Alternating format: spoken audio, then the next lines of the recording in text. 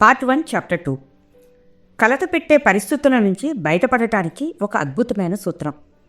కలత పెట్టే పరిస్థితుల నుంచి బయటపడటానికి వెంటనే పనికి వచ్చి ఒక అమోఘ మంత్రం కావాలనుకుంటున్నారా? ఈ పుస్తకాన్ని ఇంకొంత చదివే లోపున దాన్ని మీరు ఇప్పుడే ఉపయోగించుకోవచ్చు.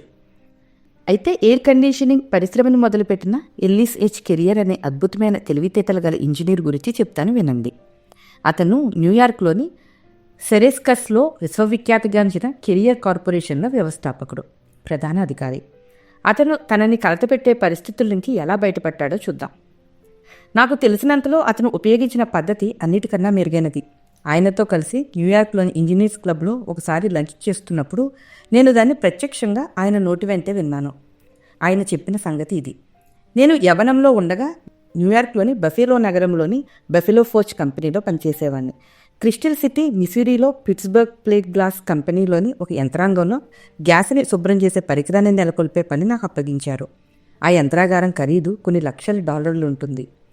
ఈ పరికరం ఉపయోగం ఏమిటంటే గ్యాస్లోని మాలిన్యాలని తొలగించడం ద్వారా ఇంజన్లకి హాని కలగకుండా గ్యాస్ని వెలిగించడానికి సహాయపడటం. గ్యాస్ని ఈ విధంగా శుభ్రపరచడం అనేది కొత్తగా వచ్చిన పద్ధతి. దీన్ని ఇంతకుముందు ఒకసారి వాడి చూశారు, కానీ ఆ పరిస్థితులు వేరు. కానీ నేను మిసూరీలోని క్రిస్టల్ సిటీలో పనిచేసేటప్పుడు అనుకోని అవాంతరాలు తలెత్తాయి. అది ఒక మోస్తరుగా పనిచేసింది, కానీ మేమిచ్చిన గ్యారంటీకి సరిపోయే స్థాయిలో మాత్రం పనిచేయలేదు. నేను విఫలమవడంతో దిగ్భ్రాంతి చెందాను. ఎవరో నా తల మీద బలంగా కొట్టినట్టు, నా తల దిమ్మెరిపోయినట్టు అయింది. కడుపులో పేగులు మెలిపెట్టినట్టు అయింది. కొంతసేపు ఆ బాధ చేత నాకు నిద్ర కూడా పట్టలేదు. చివరికి ఇలా ఊరికే బాధపడటం వల్ల ప్రయోజనం ఏం ఉండదని అర్థమైంది. అప్పుడిక అనవసరంగా దిగులు పడకుండా నా సమస్యని ఎదుర్కోవటానికి ఒక మార్గాన్ని కనుక్కున్నాను. అది అద్భుతంగా పనిచేసింది. ఆ తరువాత అదే పద్ధతిని గత 30 ఏళ్లుగా ఉపయోగిస్తూ వస్తున్నాను. అది చాలా సులభమైంది. దాన్ని ఎవరైనా ఉపయోగించుకోవచ్చు. దానిలో 3 మెట్లు ఉన్నాయి. మొదటి మెట్టు, నేను భయపడకుండా నిజాయితీగా పరిస్థితిని విశ్లేషించి ఈ నా వైఫల్యం కారణంగా జరగబోయే అతి ఘోరమైన నష్టం ఏమిటని ఆలోచించాను. నన్ను ఎవరూ జైల్లో పెట్టబోవటం లేదు, ప్రాణాలు తీయబోవటం లేదు. అది మాత్రం ఖాయం. బహుశా నా ఉద్యోగం ఊడే ప్రమాదం ఉండవచ్చు. అంతేకాకుండా కంపెనీ అధికారులు నేను నెలకొల్పిన యంత్రాలన్నీ తీసేసి $20,000 నష్టపోయే అవకాశం కూడా ఉంది. రెండో మెట్టు, నేను చేసిన తప్పుకి రాబోయే పరిణామం ఏమిటో అర్థం చేసుకున్న తరువాత అవసరమైతే దాన్ని స్వీకరించడానికి సిద్ధపడ్డాను. నాలో నేను ఇలా అనుకున్నాను: ఈ వైఫల్యం నా రికార్డుకి పెద్ద దెబ్బే. పైగా దీనివల్ల నా ఉద్యోగం ఊడే ప్రమాదం కూడా ఉంది. కానీ అలా జరిగితే నేను ఇంకో ఉద్యోగాన్ని సులభంగా సంపాదించుకోగలను. పరిస్థితులు ఇంకా ఘోరంగా ఉన్నా ఆశ్చర్యపోనక్కర్లేదు. ఇక నా అధికారుల విషయానికి వస్తే గ్యాస్ శుభ్రపరిచే ఈ పద్ధతి కొత్తదని, ఇంకా పరిశోధనా స్థాయిలోనే ఉందని వాళ్ళకి తెలుసు. ఈ పరిశోధన వల్ల వాళ్ళు $20,000 నష్టపోయినా దాన్ని వాళ్ళు భరించగలరు. దాన్ని వాళ్ళు పరిశోధనకి అయిన ఖర్చుగా అనుకోవచ్చు, ఎందుకంటే అది ఇంకా ప్రయోగ దశలోనే ఉంది. అలా జరగబోయే అతిపెద్ద నష్టాన్ని గురించి అంచనా వేసి తెలుసుకున్న తరువాత అవసరమైతే దాన్ని స్వీకరించడానికి సిద్ధమైనాక ఒక ముఖ్యమైన మార్పు నాలో వచ్చింది. వెంటనే నా మీద ఉన్న ఒత్తిడి మట్టుమాయమై నేను ప్రశాంతతని పొందాను. అటువంటి ప్రశాంతతని నేను అనుభవించి చాలా రోజులైందనే చెప్పాలి. మూడో మెట్టు, అప్పటి నుంచి నేను నా వెనువెంటనే జరుగుతుందని భావించిన నష్టాన్ని పూడ్చే ప్రయత్నంలో పడ్డాను. అది వరకే దానికి నేను మానసికంగా సిద్ధపడటం చేత అది వీలయ్యింది. మాకు జరిగిన 20,000 నష్టాన్ని తగ్గించడానికి నా సాయశక్తిలో ప్రయత్నిస్తూ మార్గాన్ని వెతకసాగాను.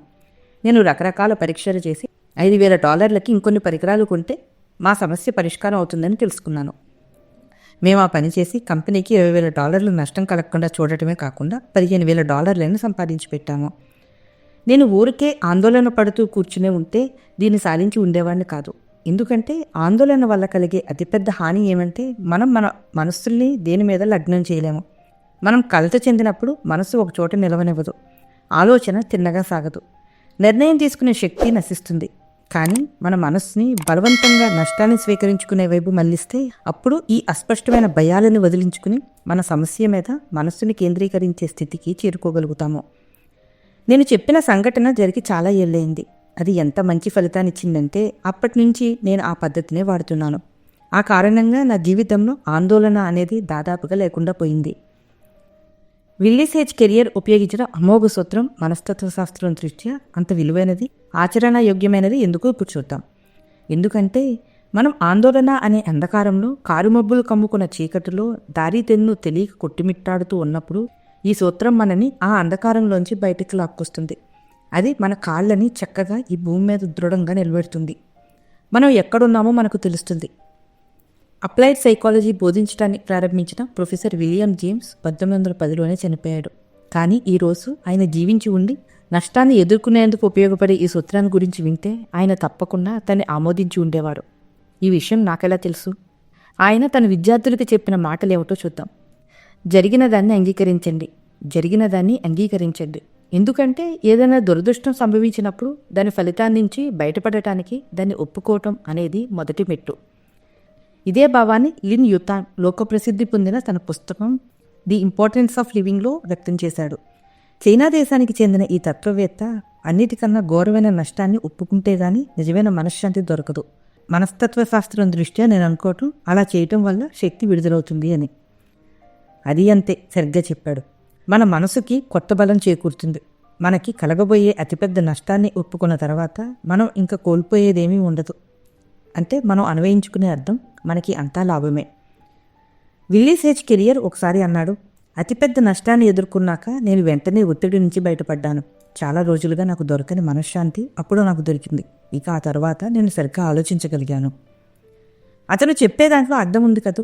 అయినా కొన్ని లక్షల మంది అలా నష్టాన్ని ఒప్పుకోలేకపోవటం చేత కోపంతోనూ ఆందోళనతోనూ వేగిపోతూ తమ జీవితాలని నాశనం చేసుకున్నారు. పరిస్థితిని మెరుగుపరుచుకునే ప్రయత్నాలు నిరాకరించారు. ఆ నాశనమైన జీవితంలో ఇంకా ఏవైనా మిగులుంటే దాన్ని రక్షించుకోవటానికి అంగీకరించలేదు. వాళ్ళ అదృష్టాన్ని మళ్ళీ నిర్మించుకోవటానికి బదులు తమ చేదు అనుభవాలతో హోరాహోరీ పోటీలోకి దిగి ఖిన్నులై ఎప్పుడు విచారంలో మునిగిపోయి బతుకుతూ అసహ్యతకు లోనవుతారు. విల్లీస్ హెచ్ కెరియర్ అమోఘ సూత్రాన్ని ఉపయోగించుకుని మరో వ్యక్తి తన సమస్య నుంచి ఎలా బయటపడ్డాడో తెలుసుకోవాలనుందా? అయితే వినండి. న్యూయార్క్లో ఉండే ఒక ఆయిల్ వ్యాపారి నా క్లాసులో విద్యార్థిగా చేరాడు. అతని విషయం చెప్తాను.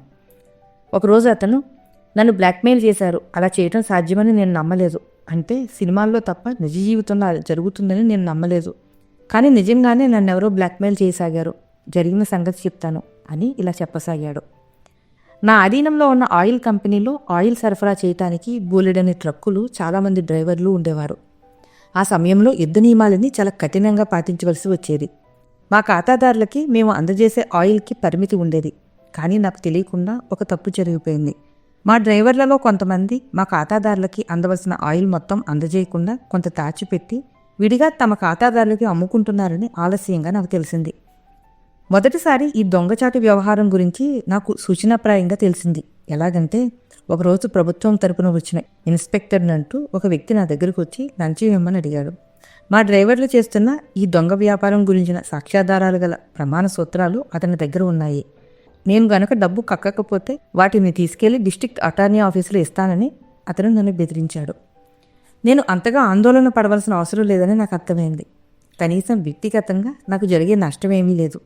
కానీ చట్టరీత్యా ఒక కంపెనీలో పనిచేసే వ్యక్తుల చర్యల బాధ్యత కంపెనీదే అనే విషయం కూడా నాకు తెలియకపోలేదు. అంతేకాదు, ఈ కేసు కోర్టు దాకా వెళ్ళి వార్తాపత్రికల్లోకి ఎక్కితే వచ్చే చెడ్డ పేరు నా వ్యాపారాన్ని దెబ్బతీయగలదని నాకు తెలుసు. నా వ్యాపారం గురించి నాకు ఎంతో గర్వంగా ఉండేది. 24 ఏళ్ల క్రితం మా నాన్న దీన్ని స్థాపించాడు. నేను విపరీతమైన ఆందోళనకి గురై జబ్బు పడిన వాళ్ళ తయారయ్యాను. 3 రోజుల పాటు నిద్రాహారాలు లేకుండా గడిపాను. పిచ్చి పిచ్చిగా ఆలోచిస్తూ సుడిగుండంలో చిక్కుకున్న వాడిలా ఎటూ తేల్చుకోలేని పరిస్థితిలో చిక్కుకున్నాను. డబ్బు ఇవ్వాలా $5,000 లేక అతనికి నీ ఇష్టం వచ్చినట్లు చేసుకో అని చెప్పాలా? ఈ రెండింటిలో ఏది చేద్దామని నిర్ధారణకు వచ్చినప్పుడల్లా అదొక పీడకలలా తయారైంది. తరువాత ఆదివారం రాత్రి నేను కలత చెందటం మానటం ఎలా అనే చిన్న పుస్తకాన్ని తెరిచాను. బహిరంగోపన్యాసం క్లాసుల్లో కార్నెగీ రాసిన ఆ పుస్తకాన్ని మాకు ఇచ్చారు. నేను దాన్ని చదవటం మొదలుపెట్టి విల్లీస్ హెచ్ కెరియర్ కథ దాకా వచ్చాను. అతి ఘోరమైన పరిస్థితిని ఎదుర్కోండి అని ఉంది దానిలో. నేను డబ్బు చెల్లించినని అంటే జరిగే అతిపెద్ద నష్టం ఏమిటి? ఈ బ్లాక్మెయిల్ చేసేవాళ్ళు తమ రికార్డులని డిస్ట్రిక్ట్ అటార్నీకి అందజేస్తే జరిగే ప్రమాదం ఏమిటి అని నన్ను నేను ప్రశ్నించుకున్నాను. దానికి నాకు దొరికిన జవాబు, నా వ్యాపారం ధ్వంసమవుతుంది, అంతకన్నా పెద్ద నష్టం జరగదు. నేను జైలుకి వెళ్ళక్కర్లేదు. చెడు ప్రచారం వల్ల నేను మట్టి కొట్టుకుపోతాను. అదే నాకు జరగబోయే అతిపెద్ద నష్టం. ఆ తర్వాత నేను మనసులో ఇలా అనుకున్నాను, సరే వ్యాపారం పడుకుంటుంది, నేను దానికి మానసికంగా సిద్ధపడతాను. ఆ తర్వాత ఏం జరుగుతుంది? వ్యాపారం పడుకుంటే నేను ఇంకేదైనా ఉద్యోగం వెతుక్కోవాల్సి రావచ్చు. అదంత పెద్ద సమస్య కాదు. నాకు ఆయిల్ గురించి చాలా తెలుసు. ఎన్నో కంపెనీలు ఆనందంగా నాకు ఉద్యోగం ఇస్తాయి. నా బాధ తగ్గసాగింది. 3 రోజులుగా ఉండిన దిగులు గుగులు తాలూకు మబ్బులు విడిపోసాగాయి. నా ఉద్వేగం శాంతించింది. ఇంకో విషయం నన్ను ఆశ్చర్యపరిచింది. నేను తిన్నగా ఆలోచించగలిగాను. ఆ సరికి 3వ మెట్టుకు చేరుకునేంతగా నా బుర్ర తేటపడింది. ఘోరమైన నష్టాన్ని పూడ్చే ప్రయత్నం, నేను పరిష్కారాల గురించి ఆలోచించడం మొదలుపెట్టేసరికి నాకు ఒక పూర్తి భిన్నమైన దృక్కోణం కనిపించింది. నేను నా లాయర్కి నా పరిస్థితిని పూర్తిగా వివరించినట్లయితే నాకు తోచిన ఉపాయాన్ని అతను సూచించవచ్చు. ఇది నాకు ముందే తట్టలేదని చెప్తే మీరు నన్ను ఒక మూర్ఖుడి కింద జామ కడతారని తెలుసు. కానీ అప్పుడు నేను ఆలోచించే స్థితిలో లేను. ఆందోళన పడుతూ ఉండిపోయాను. వెంటనే మర్నాడు ఉదయం నేను చేయవలసిన మొట్టమొదటి పని నా లాయర్ని కలవటమని నిశ్చయించుకున్నాను. ఆ తర్వాత నా పక్క మీద పడుకొని మొద్దు నిద్రపోయాను. చివరికి ఏం జరిగింది? మర్నాడు ఉదయం నా లాయర్ నన్ను వెళ్ళి డిస్ట్రిక్ట్ అటార్నీకి కలవమని, జరిగిందేంటో చెప్పమని సలహా ఇచ్చాడు. నాకు అదంతా విన్నాక డిఏ చెప్పింది విని నేను నిర్ఘాంతపోయాను. ఈ బ్లాక్మెయిలింగ్ కుంభకోణం ఎన్నో నెలలుగా సాగుతుందని, గవర్నమెంట్ ఏజెంట్నని చెప్పుకుంటున్న ఆ దొంగ వెధవ కోసం పోలీసులు చాలా రోజులుగా గాలిస్తున్నారని అన్నాడు. 3 రోజుల పాటు నన్ను నేను యమయాతనకి గురి చేసుకున్నాక ఈ మాటలు నా చెవులకి ఎంత హాయిగా అనిపించాయో చెప్పలేను. ఒక దొంగ వెధవకి $5,000 ఇచ్చుకోక తప్పదా అని నేను ఎంతగా మదనపడ్డాను. ఈ అనుభవం నాకు శాశ్వతంగా గుర్తుండిపోయే గుణపాఠాన్ని నేర్పింది. ఇక నాకు ఏదైనా సమస్య ఎదురై నన్ను కలవర పెడుతుంది అనిపిస్తే నేను విల్లీస్ హెచ్ కెరియర్ సూత్రాన్ని ఉపయోగిస్తాను. విల్లీస్ హెచ్ కెరియర్ కష్టాలు పట్టాడనుకుంటున్నారా? అయితే ఇది వినండి. మెసాచ్యూసెట్స్లోని వించెస్టర్ అనే ఊర్లో ఉండే ఎర్ల్.పి. హేనీ అనే అతని కథ చెప్తాను. ఈ కథని అతను 1948 నవంబర్ 17న నాకు బోస్టన్లోని స్టేట్లర్ హోటల్లో చెప్పాను. 20ల దశకంలో నేను ఎంతగా మదన పడ్డాను అంటే నా పొట్టలో అల్సర్స్ లేచాయి. ఒకరోజు రాత్రి విపరీతమైన రక్తస్రావం అయింది.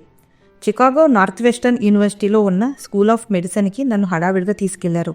నా బరువు 175 పౌండ్ల నుంచి 90 పౌండ్లకు తగ్గిపోయింది. నా ఆరోగ్యం ఎంతగా పాడైందంటే నన్ను చెయ్యి కూడా ఎత్తవద్దని హెచ్చరించారు. ఒక పేరున్న అల్సర్ స్పెషలిస్టుతో సహా 3 డాక్టర్లు నా జబ్బు నయం కాదని అన్నారు. గంటకొకసారి ఇచ్చే మందులతోనూ, అరచెంచా పాలు, అరచెంచా క్రీము కలిపి ఇచ్చే చెంచాడు ఆహారంతోనూ నేను ప్రాణాలను నిలుపుకున్నాను. ప్రతిరోజు ఉదయం ఒకసారి, రాత్రి ఒకసారి నర్సు వచ్చి నా పొట్టలోకి రబ్బరు ట్యూబ్ని పోనిచ్చి పంప్ చేసేది. ఇలా కొన్ని నెలల పాటు సాగింది. ఆఖరికి నేను నా మనసులో ఇలా అనుకున్నాను. చూడి హర్లీ అని, చావు ఎప్పుడొస్తుందా అని ఎదురు చూడటం తప్పు. నువ్వు చేయగలిగింది ఏమీ లేనట్లయితే నీకున్న ఈ కొద్దిపాటి జీవితకాలాన్ని నువ్వు సద్వినియోగపరచుకో. చనిపోయే లోపల ఈ ప్రపంచమంతా తిరిగి రావాలన్న కోరిక నీకు ఎన్నాళ్ళుగానో ఉంది. అందుకని నువ్వు ఆ పని ఎప్పుడైనా చేయాలని అనుకుంటూ ఉండినట్లయితే దాన్ని ఇప్పుడే చేసేయటం మంచిది. డాక్టర్లతో నేను ప్రపంచమంతా చుట్టి రావడానికి ప్రయాణం చేయదలుచుకున్నానని, అందుచేత నా పొట్టని నేనే రోజుకు 2 సార్లు పంప్ చేసుకోబోతున్నానని చెప్పేసరికి వాళ్ళు మాన్పుడిపోయారు. అది అసంభవమని, అలాంటిది జరగటం వాళ్ళు ఎన్నడూ కని విని ఎరగలేదని అన్నారు. నేను ఈ ప్రయాణాన్ని చేపడితే తప్పకుండా ఏ సముద్రం మధ్యలో ఉండగానో చనిపోతానని హెచ్చరించారు. లేదు, అలా జరగదు. నెబ్రాస్కాలోని బ్రోకెన్ బోలో ఉన్న మా వంశానికి చెందిన నేలలోనే నన్ను పాతిపెట్టాలని నేను నా బంధువులందరి దగ్గర అనుకున్నాను. అందుచేత నా శవపేటికను కూడా నాతో తీసుకెళ్తున్నాను అన్నాను.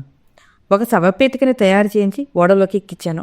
ఆ షిప్పు మళ్ళీ వెనక్కి వచ్చే లోపల నేను గనక చనిపోతే ఆ పెట్టెలో పెట్టి మంచు గడ్డకట్టే గదిలో పెట్టించవలసిందని చెప్పాను. ఉమర్ ఖుయ్యాం ఆత్మ నన్ను ఉత్తేజితుని చేస్తుండగా నేను నా ప్రయాణం ప్రారంభించాను. ఎదుట ఉన్నదని పూర్తిగా అనుభవించు. ఈ మట్టిలో మట్టిగా నువ్వు కలిసే లోపల.